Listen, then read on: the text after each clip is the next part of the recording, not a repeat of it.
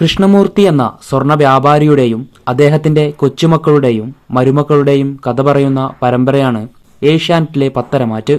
സീരിയലിൽ അബി എന്ന ക്യാരക്ടർ അവതരിപ്പിക്കുന്നത് ആകാശ് മുരളി എന്ന താരമാണ്. ഒരു നെഗറ്റീവ് ഷെയ്ഡുള്ള കഥാപാത്രമാണിത്. ആകാശ് മുരളിയെക്കുറിച്ച് കൂടുതൽ അറിയാം.